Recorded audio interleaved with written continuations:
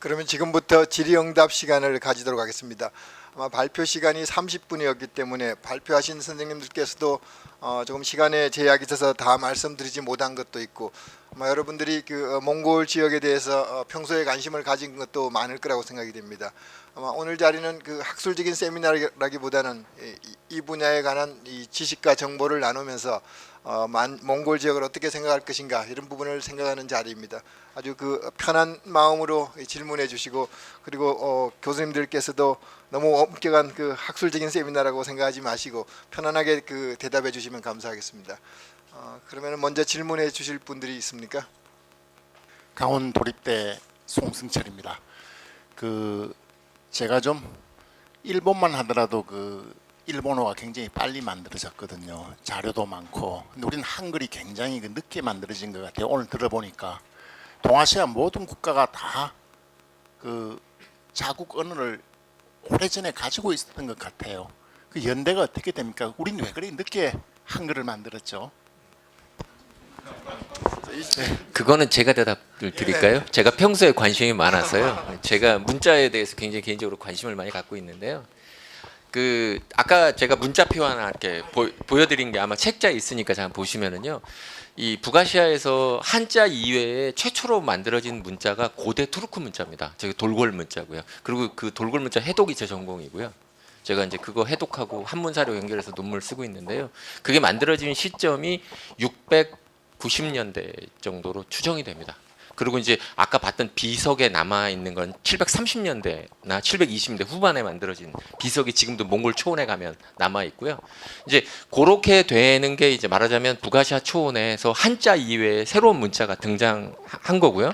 그 이전에 어떤 문자가 있었냐면 아까 제가 말씀드렸던 것 중에 소그드 문자라는 게 있습니다. 소그드 문자라고 하는 게 있는데, 소그드 문자는 원래 어떻게 만들어지냐면 저희가 그 문자의 고향이라고 하는 것이 저희 알파벳의 고향을 시리아라고 보통 하고요. 우가리트 문자라고 하고요. 그 우가리트 문자가 아랍 문자로 발전하고요. 그 아랍 문자가 한쪽으로는 아랍 문자가 되고요. 한쪽으로는 이제 소그드 문자가 되고요.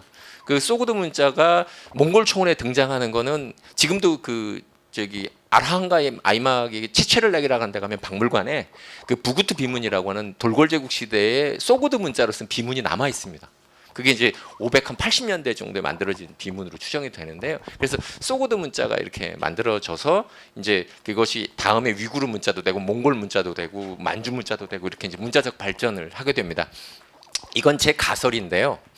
왜 한글이 늦게 만들어졌는가라고 하는 거는 저는 제가 국어학자는 아니지만 제가 개인적으로 갖고 있는 그 생각을 좀 말씀드리면, 기본적으로 훈민정음입니다. 저는 그거를 글자라고 생각하지 않고요, 소리 기호라고 생각했습니다. 세종대왕이 만든 이유는 왜 그랬냐로 하면 100년의 몽골 지배가 있었습니다. 그 앞에. 그래서 언어 문자 생활에 소리값의 변화가 굉장히 많았던 것으로 추정이 돼요. 그런데 아까 말씀드렸지만 원의 영락제랄지 우리나라 세종 같은 경우에는 앞에 있었던 몽골의 어떤 역사적 흔적을 지우는 것이 최대의 목표였던 것 같아요. 그리고 어떻게든 그걸 지우려고요. 그리고 앞에 시대에는 분명히 몽골 제배 시기에 파스파 문자라고 하는 소리 글자가 존재했고요. 아까 몽골 비치기라고 하는 소리 글자가 존재했습니다. 그리고 아마 고려인들은 바이링구였을 거예요. 고려어도 하지만 몽골어도 하고요. 아마 두 가지 언어를 잘 사용하는 게 지금 영어를 썼던 거하고 똑같을 거라고 저는 생각을 하거든요. 그래서 그들이 그런 어떤 조선이라고 하는 왕조가 등장하고 난 다음에 기존에 존재했던 어떤 소리의 혼란이라고 하는 동국정운을 만들었던 이유도 저는 그렇게 생각이 되는데, 그런 부분들이 어떤 소리값을 정확하게 만들기 위한 정음이라고 하는 작업이 필요했고, 그것을 대체할 수 있는 뭔가 파스파 문자도 아니고 몽골 비칙도 아닌, 그건 몽골 문자니까요. 기본적으로 그런 것들 아마 대체할 수 있는 어떤 문자를 만들기 위한 노력이 저는 훈민정음의 창제로 이어졌다고 생각합니다. 예, 저는요. 처음에는 소리 기호였는데 이게 이제 사용되어 보니까 문자적 기능이 굉장히 훌륭하고, 그래서 상당히 지난 이후에 뭐 한 중종 정도 되면 그게 이제 소리를 표현하는 실제 언어를 표현하는 문자로 이제 굳어지게 되면서 후대에 사용되지 않았을까라는 게 저 개인적인 의견입니다. 근데 그게 왜 중요한 의미를 갖냐면 아까 말씀드렸던 것처럼 세계 제국의 확산이라고 하는 게 저는 의미가 있다고 생각합니다. 몽골 제국이 세계 제국이었고요. 다양한 문자적 경험을 했다는 겁니다. 아랍어도 봤고요. 위구르 문자도 보고 몽골 문자도 보고 파스파 문자도 봤던 한반도의 사람들에게도 과거의 한자 중심적 세계가 아니라 우리는 한자를 가지고 이두라고 하는 걸 만들어 사용하지 않습니까?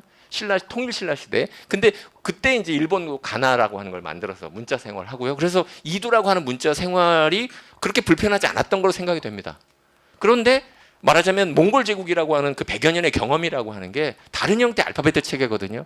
제가 대학교 시절에 만주 문자를 배웠는데 그걸 가르쳐준 선생님이 하시던 말씀이 지금도 안 잊혀집니다. 이거 30분이면 다 외울 수 있어. 만주 문자, 몽골 문자 알파베트 배우는 데는요 30분도 안 걸립니다. 그리고 제가 외국인들한테 저희 한글을 문자를 가르쳐 주면은요 10분 만에 다 읽습니다.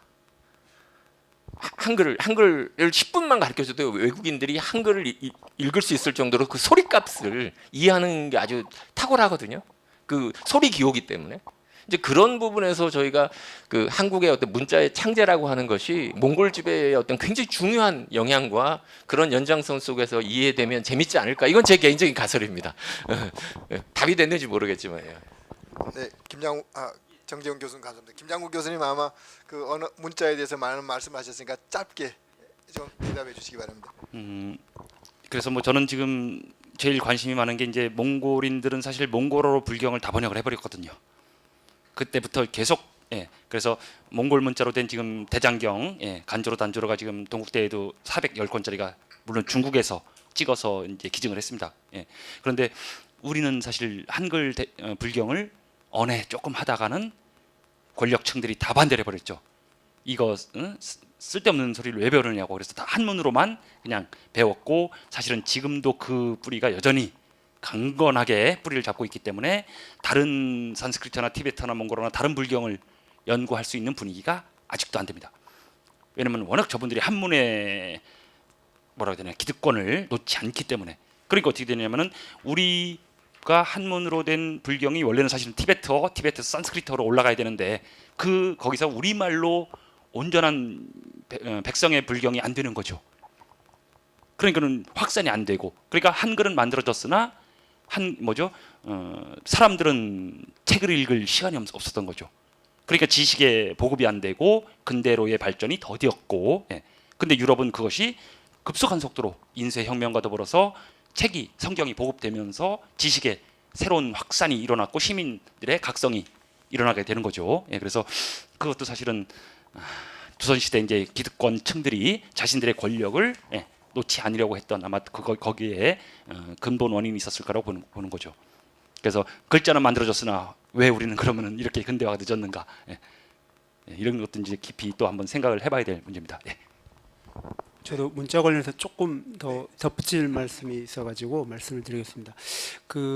이 초원 지역의 문자 관련해서 몽골 제국 시기의 경우에는 1204년에 위그르인 타타통과라는 사람이 칭기스칸의 명령으로 원래 이제 그 인장을 다루던 사람이거든요. 도장을 다루던 사람, 문서 다루고 그런 사람인데 칭기스칸에서 이제 발탁돼 가지고 위그르 문자로 된 이제 몽골 비칙이라는 거를 처음 만들게 되고 그 이후로 이제 그 몽골 비칙과 또는 한자 혹은 이제 페르시아 문자로 된 문서들을 이제 발행을 합니다. 아까 정재훈 선생님이나 그 김장훈 선생님도 말씀하신 것처럼 다양한 문자로 된 거를 발행을 하게 되는데 그럼에도 불구하고 항상 그 첫 번째 그 문자 언어는 몽골어였다는 거고요.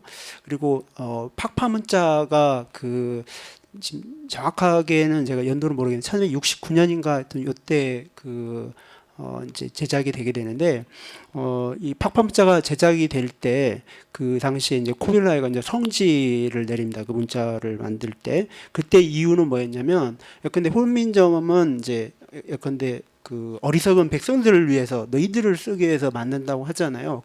근데 몽골인들 예컨대 카한들은 달랐어요. 자신들이 필요하기 때문에 굳이 급하게 문자를 필요하지 않았고 이제 우리가 필요하기 때문에 이제 만든다라는 방식으로 훨씬 더 적극성을 띄었기 때문에 그 제작이 되고 나서 그 엘리트 상층부는 뿐만 아니라 이제 사실은 그 하단에까지 충분히 쓰는 방향으로 이제 전개가 됩니다. 그다음에 아울러서 이 문자 생활이 이렇게 확산되는 거와는 별개로 이 초원 지역에서의 어떤 의사소통이라든가 그 언어 세계는 기본적으로 구두 문화였다라는 거예요. 그래서 몽골 제국식의 문자가 만들어졌지만 몽골 비칙 그리고 뭐 팍팍 문자 이런 것들이 만들어지지만 그럼에도 불구하고 칸이 내리는 명령의 첫 번째는 구두 명령이었다라는 거. 그리고 그 구두 명령이 가지고 있는 그 어떤 성스러운 거는 기본적으로 문자에 버금가는 것이었고 하늘의 명령을 그 이어받아서 한다고 몽골인들은 인식을 하고 있었죠. 그래서 문자가 없다고 해서 뭐 예컨대 문명이 아닌 야만이거나 뭐 열등하던가 이런 식으로 판단하는 것도 조금은 적어도 초원 세계라든가 이목 세계에서는 좀 주의할 부분이라고 생각이 됩니다. 네, 감사합니다. 아마 세 분의 교수님들께서 역사학을 전공하셨고 아마 이런 문자에 대해서는 김장구 교수님 혼자서만 아시지 않을까 생각을 했습니다만은 나머지 두 분도 이 문자에 대해서 정통하신 걸 알았습니다. 아마 이 몽골 지역의 역사를 공부하면서 이 전방위로 공부를 하시는 것 같아요. 그래서 무슨 질문을 하든지 대답을 다 해주실 수 있을 것 같습니다. 네, 또 다른 질문 있을까요? 네. 교통연구원 원장 오지학입니다.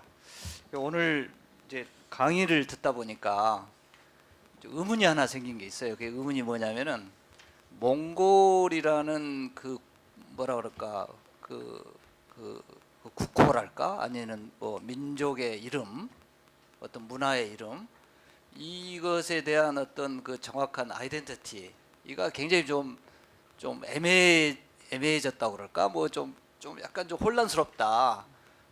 생각하기에 따라서는 왜 지금 그 몽골이라는 그 역사의 범위도 굉장히 크고 또 이야기를 들어보면 흉노를 거쳐서 투르크를 거쳐서 몽골로 오는데 왜 하필은 그걸 몽골이라는 걸로 제한을 해서 하느냐. 그리고 몽골이 제국을 전체를 커버하면 그걸 몽골로 하는 게 낫지. 지금 현재의 그 리퍼블릭 오브 몽고인가 그 몽고의 국한에서 그것을 또 이야기를 하는 것은 또 뭔가 하는 그런 혼란이 좀 있거든요. 그래서 그걸 왜 그러면은 지금 현재 몽고 울란바토르를 중심으로 하는 거기에 사는 사람들이 자기네들 국호를 몽골이라고 이름을 지었는지 그것도 조금 뭐 다른 이름을 지을 수도 있잖아요. 예를 들면은 그래서 물론 그때가 가장 큰 국가 큰 제국을 형성했고 가장 뭐 화려하고 큰 영토를 지배했기 때문에 그 국호를 선호를 한 건지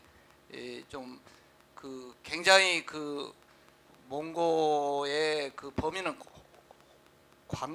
굉장히 넓으면서도 그래서 그거에 대한 그 논란 같은 게 있을 것 같다는 그런 느낌이 들어서 제가 질문하는 제 질문이 적절한 질문인가 모르겠네. 네.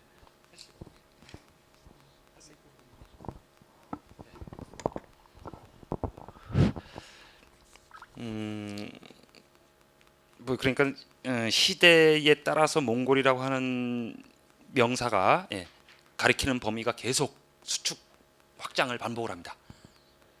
그러니까 처음 몽골이라고 나왔을 때는 기록에 나오게 되면은 정말 몽골 사람들 즉 처음에 몽골이라고 불렸던 사람들만이 몽골인이었죠. 그때가 이제 아마도 칭기스칸의 증조부 카불칸이 몽골부를 통일했다라고 했을 때 그 이전에도 물론 있었겠지만 그때 정도가 되면은 자기네 그 한 자그마한 부족을 몽골부 또는 몽골인이라고 불렀을 거예요. 그런데 그 몽골이 확대를 합니다. 즉 자신들과 언어가 비슷한 주변 사람들을 아우르면서 또 그 전체가 다 몽골이 돼버려요. 그러니까 원래 몽골에서 확대된 몽골이 생기죠. 그리고 또 다시 그 확대된 몽골이 하나가 되면서 그 다음에 또 다시 외부로 팽창을 하게 됩니다. 그러면서 다른 계통 사람들, 몽골 계통이 아닌 뭐 심지어는 투르크 계통이 섞인 사람들마저도 다 흡수를 하게 되죠. 그런데 그 흡수된 사람들은 기본적으로 이 사람들은 뭐라고 해야 되나요? 권력을 가진 집단에 급격하게 동화를 잘합니다. 금방 배워요. 그러니까 원래부터 언어가 비슷할 뿐더러 언어가 달랐다고 할지라도 빨리 그 지배자들의 말로 언어로 그다음에 그 말을 바꿔버립니다. 그래서 우리도 몽골이 돼요. 그러면서 이제 몽골이 자꾸 확대가 되는 거죠. 그리고 그들에게 소속감을 심어주죠. 그래야지 몽골이라고 하는 집단이 분열되지 않고 하나의 공동체로 연결이 될 수 있는 거죠. 물론 핵심 주변 변두리 이렇게 해서 그 층은 있겠지만은 그러나 누구든지 능력만 있고 기회만 된다면은 중앙부로 들어올 수 있게끔 문을 열어놓습니다. 우리는 보통 정주민들은 그렇게 안 하죠. 문을 닫아버리죠. 나는 들어가는데 그 다음은 들어오지 말라고 문을 탁 닫아버리는 데 비해서 유목민들은 그 문을 항시 열어놔요. 그래야지 어떻게 되냐면은 이 순환이 됩니다. 사람이 순환이 되고 생각이 순환이 되고 그래야지 더 많은 사람들이 섞여서 더 큰 몽골이 되고 결국은 그게 눈덩이처럼 불어나서는 몽골 대몽골국 예케 몽골루스가 실제로는 우리말로 번역하면 대몽골국이고 한문 기록에도 대몽고국 이렇게 나오죠. 그러니까 몽골 제국이 아니에요 사실은. 우리가 제국이라고 하는 용어를 쓰면 사실은 조금 근현대의 서양 열강들 제국들과 비슷하게 보는 그런 생각이 들기 때문에 저는 그냥 대몽골국이라고 쓰는 게 훨씬 더 좋을 거라고 생각하는데 어쨌든 그렇게 됐던 몽골인들이 어떻게 되겠어요? 나중에 분열이 되죠. 왜냐하면 중심이 그러한 노력을 느리게 더디게 하고 그러면서 내부에서 썩어버리고 권력 그다음에 부 이런 것들이 제대로 순환이 되지 않으니까는 결국은 몽골이 멸망을 해버리게 되고 나머지 사람들은 또 떨어져 나갑니다. 그런데 이제 몽골이라고 남은 사람들은 정말 자기가 몽골이라고 생각하는 사람들은 원래 몽골 땅으로 돌아오게 돼요. 그래서 원래 몽골 땅에 있던 사람들과 또 싸웁니다. 그게 이제 아까 얘기했던 원 또는 몽골 제국 멸망 이후에 북원 시기 그다음에 그 이후에 이어지는 뭐 14세기 말 15세기 16세기 계속 그렇게 이제 끊임없는 분열이 일어나요. 그러다가 이제 결국 또 몽골인들 사이에서 동쪽 몽골과 서쪽 몽골이 서로 패권을 차지하려고 싸우다가 결국은 이제 차례대로 만주에게 정복을 당하죠. 그러니까 통합이 됐을 때는 정말 큰 힘을 낼 수 있는 사람들이 분열이 되면은 또 더 강대한 힘에게 차례대로 이렇게 복속되는 그런 상황이 아까 말씀드렸던 쉽게 말하면 중국의 명나라 또 만주족의 청나라 그리고 사실은 20세기 후반까지 1990년도 소련까지 외부의 영향을 받지 않을 수 없는 상황이 된 거죠. 왜? 자기들끼리 분열되어 있으니까. 근데 자기들끼리 이제 통합이 됐을 때는 이제 붙었다가 또 힘이 없어지거나 분열 뭐 이익이 사라지면 이제 또 다시 분열되는 그런 상황이 됐는데 지금 남은 사람들은 물론 이제 카자크 사람들은 자기네가 카자크인이라고 하지만은 몽골 사람이에요. 몽골의 맨 서쪽에 있고 그래서 이 사람들은 물론 정체성은 카자흐스탄과 훨씬 가깝겠지만은 이슬람을 믿고 그러나 어쨌든 지금은 몽골 국민입니다. 그래서 이것이 이제 지금 중국의 소수민족 문제와 몽골의 소수민족 문제 이런 것들이 우리가 잘 이해할 수 없는 왜냐면 우리는 그 정도의 지금 차이는 없거든요. 그런 의미에서 보면 중국 지금 만주 여진족은 만주족은 지금 형체도 없어져 버렸잖아요. 사실상.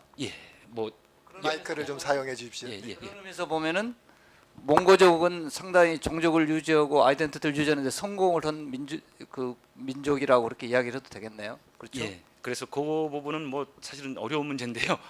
몽골 사람들은 중국 문화에 대해서 적극적으로 뭐라 해야 되나요? 수용을 안 했어요. 너희는 중국이고 우리는 몽골이다. 근데 만주 사람들은 자기네가 만주인이라고 분명히 인식했음에도 불구하고 중국 문화를 정말 잘 섭취했어요. 왜? 몽골인들보다 훨씬 더 능력이 뛰어났어요. 그런데 뛰어난 만주인들은 중국화가 돼버리고 지금은 거의 만주를 못하죠. 근데 몽골인들은 철저하게 우리는 우리, 너희는 너희. 그래서 중국을 100년 동안 지배했음에도 불구하고 웬만한 사람들은 중국어를 못합니다. 한문은 아예 못하고 물론 일상 중국어는 조금 했겠죠. 그렇지만은 분명히 몽골인으로서의 정체성을 잃지 않았다는 거죠. 물론 만주인들도 그러려고 끊임없이 노력을 했어요.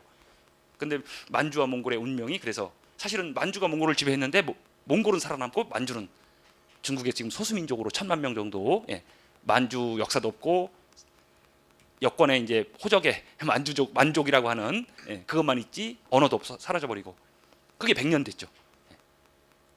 그래서 이제 이것도 사실은 몽골과 만주가 이제 조금 다른 점이라고 볼 수가 있고 뭐 이 정도로만 저는 하겠습니다. 네, 감사합니다. 제가 거기에 관련해서요. 그러니까 우리가 갖고 있는 인식과 유목민의 인식이 아주 극단적으로 다른 면을 한 가지 예를 들어서 설명드리면요. 아까 울루스란 말이 자꾸 나오잖아요. 울루스. 투르크어는 일이라고 하고 몽골어에서는 울루스라고 하거든요. 근데 이 개념이 시적부터 제국까지 다 쓰입니다. 시족이라고 할 때도 울루 쓰고요. 부족이라고 할 때 울루 쓰고요. 국가라고 해도 울루 쓰고 제국도 울루스라고 하는 표현을 써요.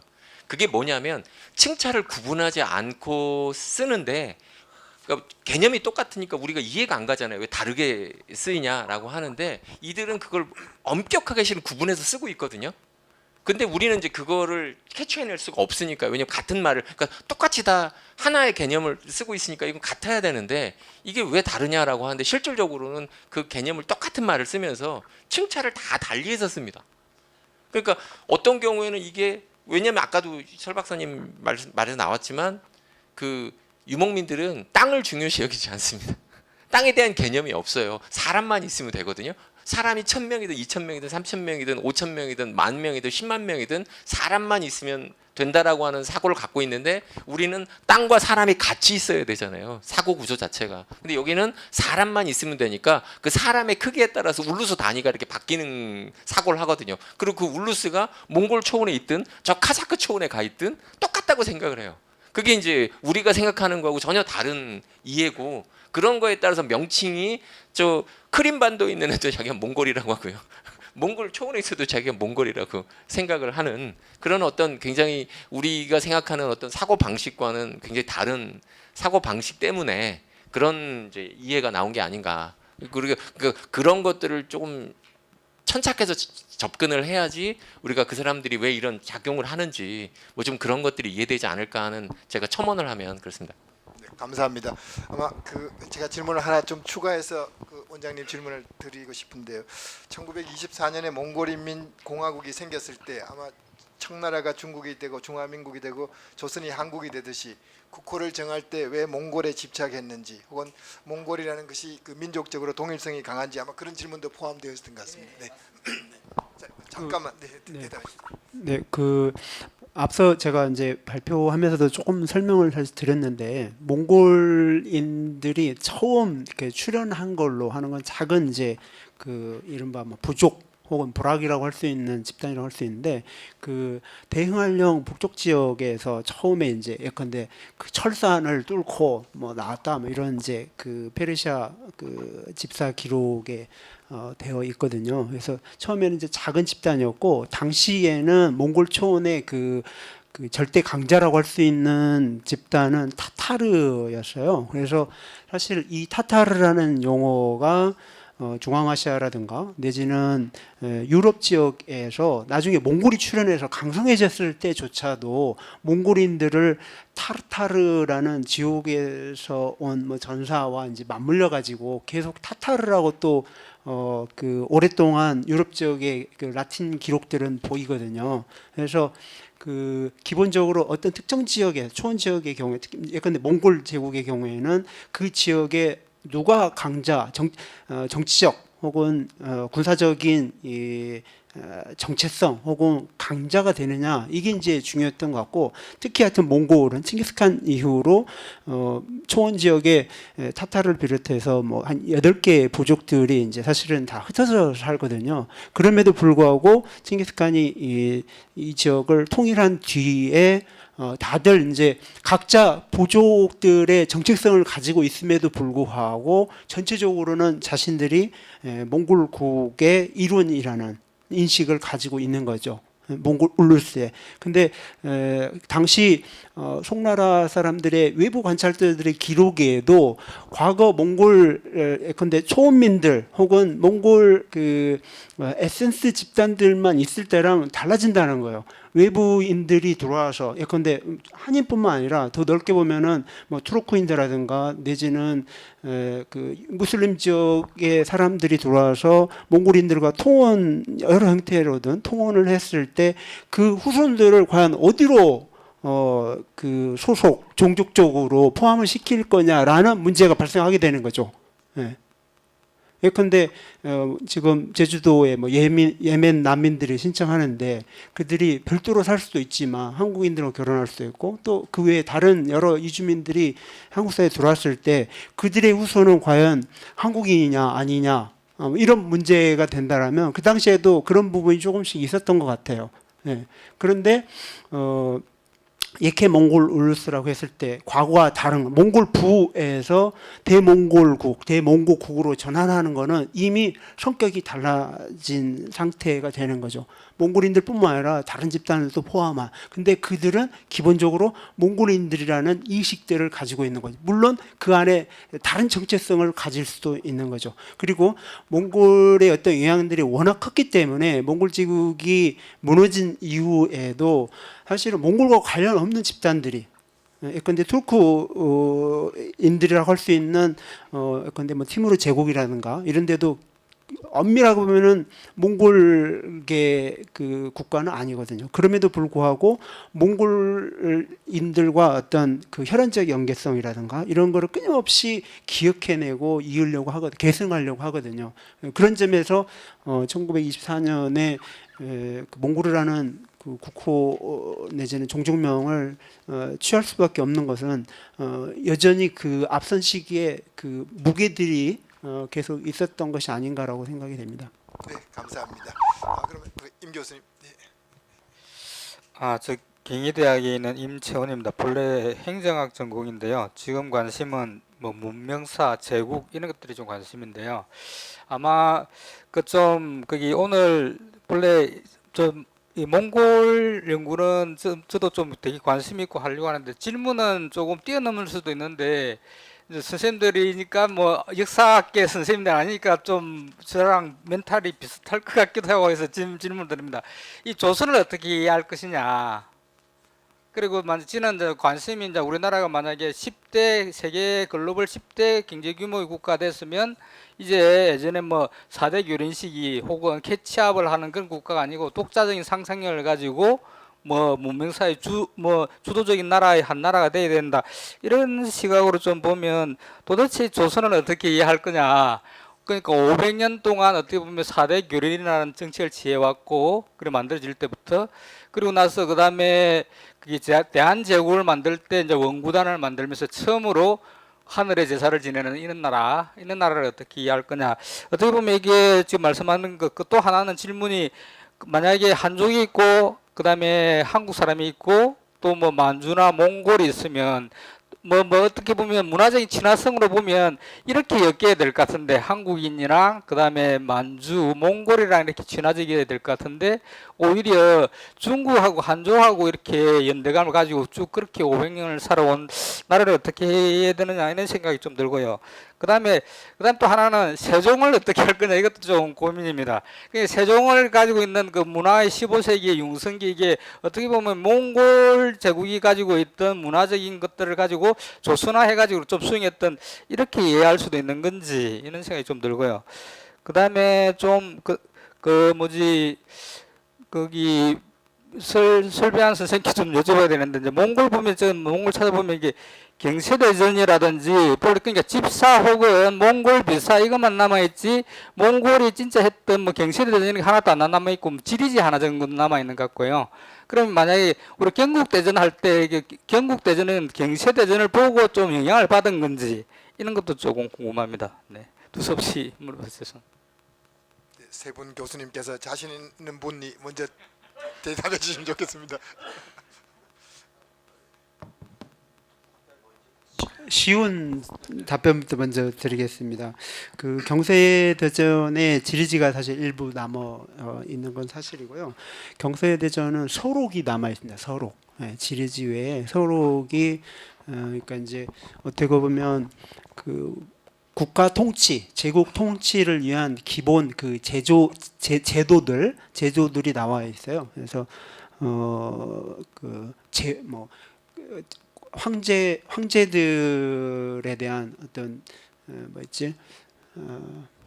황제들의 칙령들에 대한 기본 조령에 대한 어떤 기본 어떤 방침들, 그 다음에 뭐가 있냐, 예컨대 역참에 대한 내용들 또는 병부에 해당되면 이제 병부의 어떤 군사제도의 어떤 기본적인 것들, 또 뭐 예부다 그러면 예부에 대한 기본적인 내용들 이런 그 서록들이죠. 그러니까 우리가 이른바 얘기하는 육부 뭐 중서성 뭐 이런 포함한 국가 관료 기구에 대한 기본적인 어떤 방향들을 담은 게 서록인데 그 내용이 경세대전에 남아 있습니다. 그리고 이게 이제 경국대전과의 연결성 문제인데 사실은 그 최근 그 한국사 쪽에 그 법제사 하는 연구를 하시는 분들의 연구들을 보면 저는 이제 조선시대 그 경국대전을 꼼꼼히 보지는 않았기 때문에 저는 모르겠습니다만 연구하시는 분들의 말씀이나 이렇게 글들을 보면은 그 몽골 제국 시기 그러니까 이제 이른바 그 원나라 때 그 행정 명령집, 법령집들이 좀 남아 있거든요. 그래서 대표적인 것 중에 하나가 대원 성조 국조전장이라 해서 원전장이라는 거하고 그다음에 대원 통제라고 하면서 이제 실질적으로 그게 다 남아 있지 않고 일부가 남아 있는데 그건 이제 통제 족격이라고 부르는 대원 통제가 있어요. 그다음에 이제 사실은 그 한국중앙연구원에서 처음 이제 발굴이 돼서 보고가 된 지정족경이라는 또 역시 같은 맥락의 법제 문서들이 남아 있는데 이거는 기본적으로 일종의 이제 판례 문서들입니다. 그래서 크게 보면은 뭐 조강, 그러니까 역시 그 대칸의 어떤 명령들이라든가 내지는 어떤 대칸과 관련된 어떤 내용들을 규정을 한 다음에 그 안에 이제 여러 그 관공서들에서 뭐랄까요 문제가 생겼다든가 어떤 사건이 발생했다든가 이런 걸 처리한 어떤 판례들을 이제 그 체례별로 이렇게 나눠 놓은 거죠. 근데 이제 이런 걸 이제 분석했을 때 조선 경국대전하고 어떤 상관성이 상당히 좀 있는 걸로 그 구체적으로 어떤 상관성이 있는지는 제가 좀 꼼꼼히 보지는 않았기 때문에 그건 제가 답변 드릴 수 없습니다만 연관성을 좀 더 강조를 많이 하는 쪽으로 과거에 비해서 변한 걸로 알고 있습니다. 네, 또 다른 교수님들 혹시 말씀하실 게 있습니까?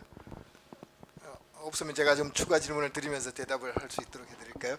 아마 조선 시대의 외국어 시험에는 그 몽고가 있었다고 제가 알고 있습니다만 제 지식이 틀린지 모르겠습니다. 그래서 조선 시대의 외국어로서 몽고를 공부하는 그 수준이라든지 실제 그 조선이 몽고를 어느 정도 그 실제로 파악하고 있었던 건지 그런 부분에 대한 질문도 좀 추가로 드리고 싶습니다.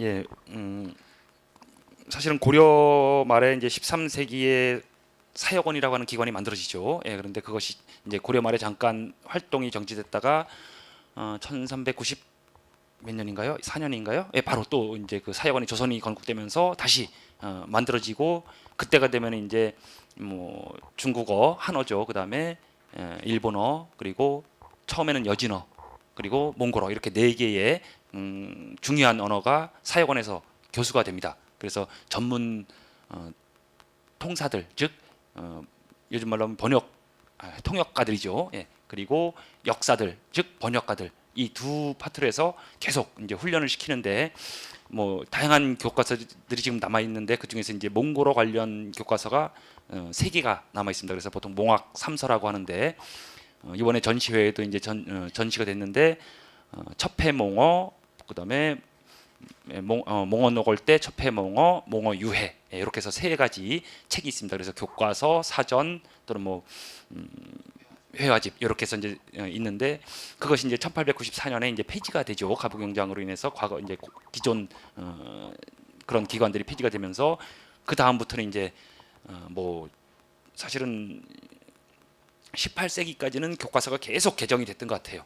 근데 19세기 들어서면서는 거의 이제 중앙 조정이 그런 데에서 이제 손을 놓게 되죠. 왜냐면은 통치가 이완되고 뭐 여러 가지 사회적 경제적인 그러한 상황에서 제대로 대응을 하지 못하게 되고 그러다 보니까 이제 완전히 일본의 이제 식민지가 되고 조선이 망하고 그리고 그 다음부터는 이제 뭐 일제 식민지에서 사실은 제대로 된 우리가 스스로 어떤 노력을 할 수가 없었고 그 다음에는 또 분단이 되면서 대륙과 동떨어진 섬이 돼버리고 그러니까는 이 대륙으로부터 이어지는 그러한 어떠한 흐름이 완전히 끊기게 되죠.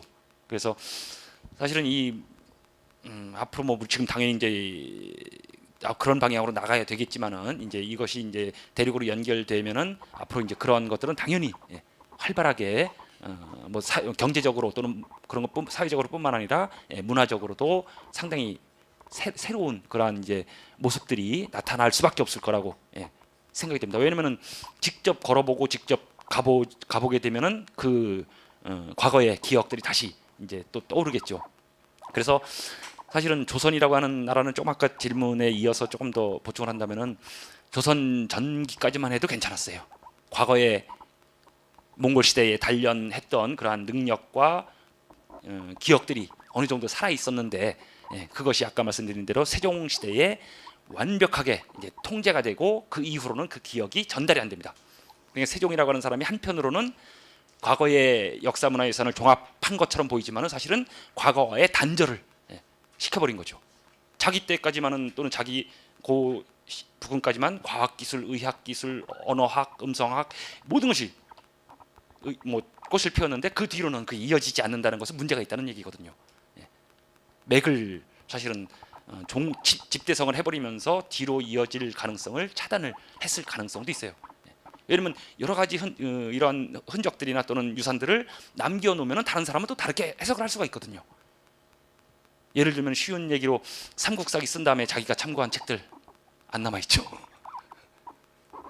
뭐가 있습니까?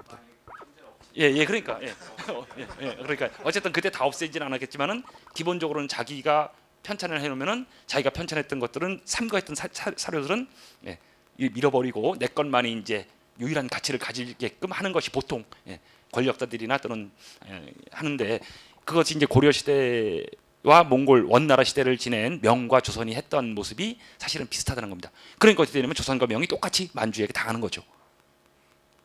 그게 이제 여진이라고 하는 그 후손들이 만주족이 되고 만주족들이 조선과 명이라고 하는 귀 막고 눈을 막은 두 세력을 장악하는 것은 정말 쉬웠던 일이죠.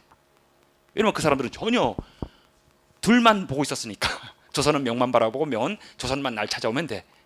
문 꽉 걸어 닫았고 그러니까 외부와의 소통이 명이 이제 약해지게 되고 결국은 만주에게 그리고 또 그럼에도 불구하고 우리는 그 만주를 또 오랑캐 나라로 업신여기고 완전히 그냥 무슨 이런 이상한 사고 구조를 가지게 되고 물론 일부는 새로운 학문이나 이런 것들을 받아들이려고 했지만은 그것이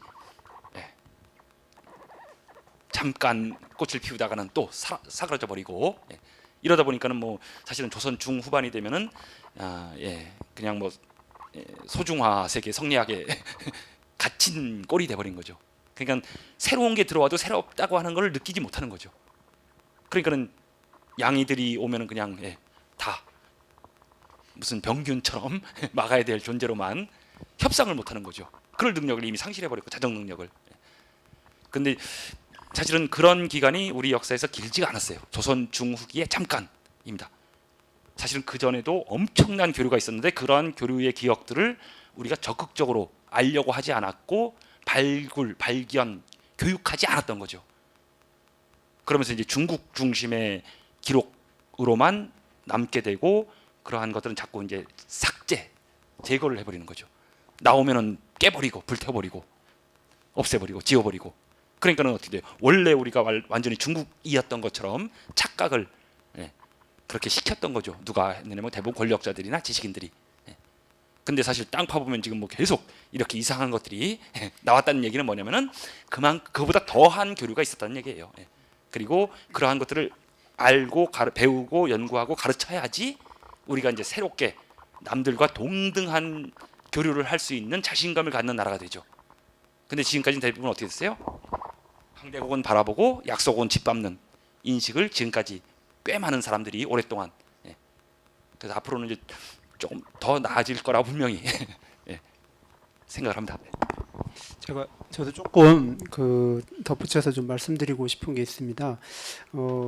저는 한국사정공자가 아니기 때문에 잘 알지는 못합니다. 다만 예컨대 이제 조선을 어떻게 이해할 것인가의 문제에 대해서 사실 최근 국사학계에서 조금 다르게 보려는 시도를 특히 조선 전기인 한 16세기 정도까지는 상당히 그 몽골 고려적인 요소가 지속이 된 걸로 보려는 어떤 움직임들이 사실은 또 최근 아주 최근 연구들은 그렇거든요. 신진 연구자들 이런 데서 예컨대 몽골의 조선의 그 행정 문서들 있잖아요.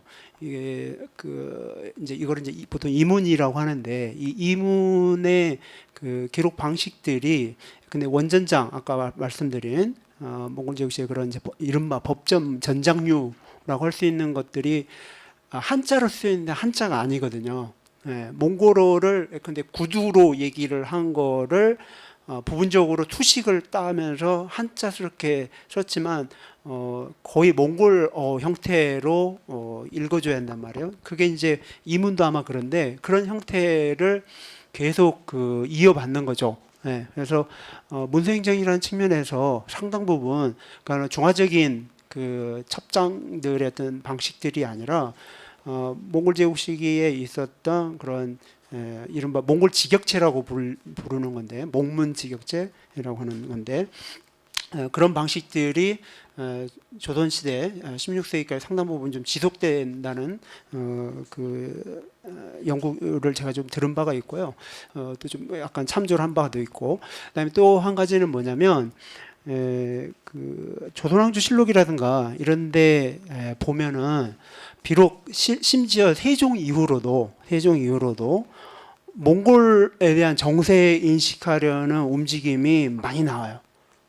몽골어 내지는 몽골어로 된 여러 뭐랄까 문화 현상이랄까요, 아니면은 뭐 사람들이랄까 이런 게 사실은 간취가 됩니다. 그런 것들이 실록에는 분명히 나오는 거죠. 그 얘기 뭐냐면 비록 그 조선이 그 중화의 세계로 명에 이제 발맞춰서 흘러가지만 명나라도 몽골 그러니까 이 중국이 몽골 이후로 명나라도 완전히 그 몽골의 어떤 그 굴레랄까요, 아니면 전통이랄까 이런 거를 국가 제도적인 측면이라든가 여러 측면에서 사실은 완전히 떨치지 못했는데 조선도 마찬가지였던 것 같아요. 고려 혹은 몽골의 유산들을 계속 이어왔던 것 같고 예컨대 제 기억이 맞다면 실록에 뭐 드로블진 뭐 이런 게 있는데 이게 그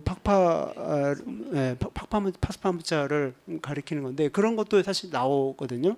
그리고 앞서 김장훈 선생님도 말씀하신 것처럼 노골대라든가 박통사 등등을 통해서 그 비록 몽골과 교류는 많지 않더라도 정세 파악을 위해서 여전히 그 여권들을 교육하고 있다라는 것. 예. 그러니까 어떻게 보면 한국 사회에서 그 정말 관심이 없는 지역은 아예 안 해버리는 거하고는 적어도 조선은 일정 시기까지는 달랐던 것 같아요. 그러니까 제가 이런 거에서 역사 인식의 문제를 조금 더 말씀을 드리고 싶은 게 뭐냐면요. 우리가 예를 들어서 고려 조선이면 고려 조선이 딱 끊어지는 것처럼 생각하고요.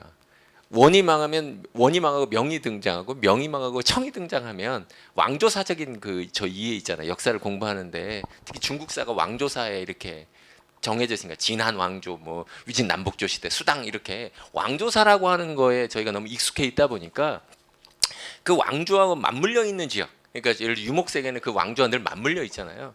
맞물려 있는데 그걸 자꾸 중국사가 만들어낸 왕조적 틀 속에서 자꾸 이해하려고 하는 경향이 많습니다.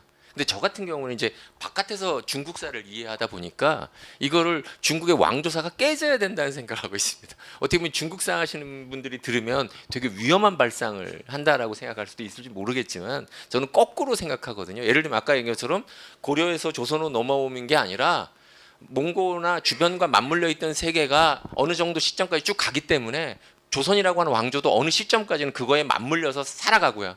그 문제가 해소되고 나니까 그 다음에는 이제 말하자면 또 다른 형태의 이야기로 넘어가는 것처럼 이해를 하면 쉽게 이해할 수가 있는데 말씀처럼 조선 시대 500년 동안 이게 이 왕조가 있는데 이 왕조에 맞춰서 이 주변 것들이 왜 이렇게 작동하지?라고 생각하면 저는 오히려 문제가 더 어렵게 만드는 게 아닌가. 그래서 저는 실은 제가 중국사를 바꿔야 된다고 맨날 얘기를 하는 이유가 뭐냐면 중국사의 왕조사를 자꾸 맞추려고 해. 수당 시대의 대외 관계가 아니라 북쪽에 있는 애들의 시기에 맞추면 저 북조 시대부터 시작해서 한 당나라 한 3분의 1 지점까지 이렇게 맞물려서 이게 하나의 단위가 이 세계가 만들어지는데 그런 생각을 자꾸 거꾸로 우리 왕조에 맞춰서 왜 쟤네들은 저렇게 움직이지? 내 우리 왕조에서 저렇게 움직이지? 라고 자꾸 그런 생각을 한다는 거죠. 그래서 이제 그런 생각의 발상을 조금만 바꿀 수 있다면 제가 유목사를 전공하는 이유가 발상의 전환 때문이라고 저는 생각을 하는데 그러니까 모든 역사의 어떤 그 다른 형태의 어떤 입장으로서 세상을 바라보는데 저는 그런 측면에서